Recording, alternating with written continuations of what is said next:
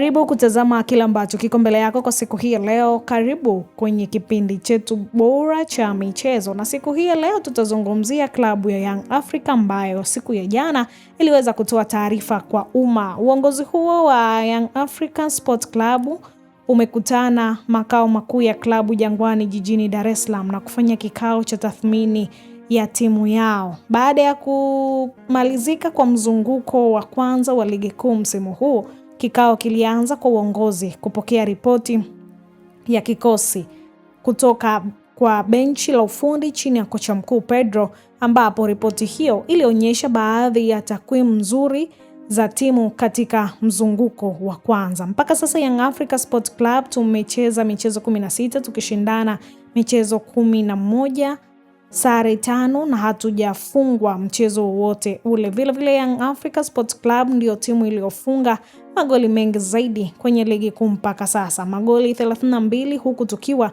na rekodi nzuri pia ya kuruhusu magoli machache kuliko timu nyingine, magoli 3 tu. Hata hivyo, baada ya kulipitia kwa kina ripoti hiyo ya benchi ya ufundi, uongozi umebaini changamoto kadhaa zilizoisumbua timu katika mzunguko wa kwanza wa ligi. Namba 1, ratiba. Ndani ya siku 21 kikosi chetu kimecheza michezo 7 mfululizo, michezo 6 ya ligi kuu na mchezo mmoja wa kombe la shirikisho la CRDB.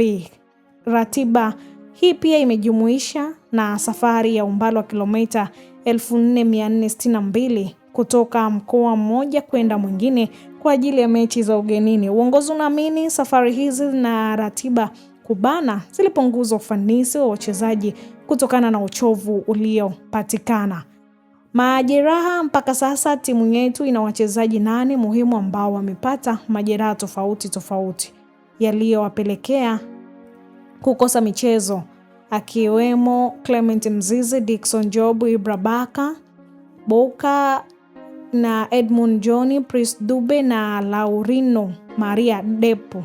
Wachezaji 3 kwenye orodha hii wamepata majeraha yatakayowaweka nje mpaka mwisho wa msimu. Aidha, licha ya changamoto hizo, uongozi umegundua uwepo wa changamoto ya kiufundi iliyoifanya timu icheze aina tofauti ya uchezaji, style of play, na ile ambayo imeongezeka na kuendana na wachezaji walio ndani ya kikosi.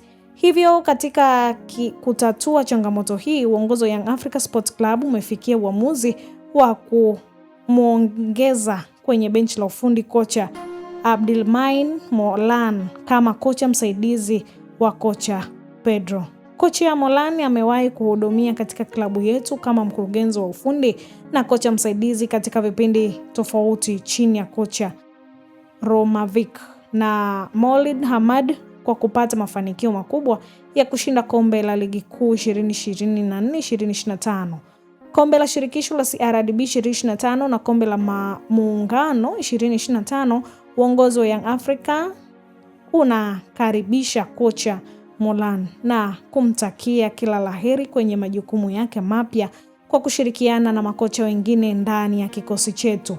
Mwisho, uongozi wa Young Africa unapenda kuahidi wanachama, mashabiki na wapenzi wa klabu yetu kuwa timu yetu itarudi mzunguko wa pili ikiwa imara na nguvu kubwa kuelekea kutimiza malengo yetu kwa msimu wa 2025-2026 kwa kushinda ubingwa wa ligi kuu NBC na kombe la shirikisho la CRDB. Hii ni Gift Online TV. Endelea kusubscribe, kushare, like pamoja na kucomment. Asante.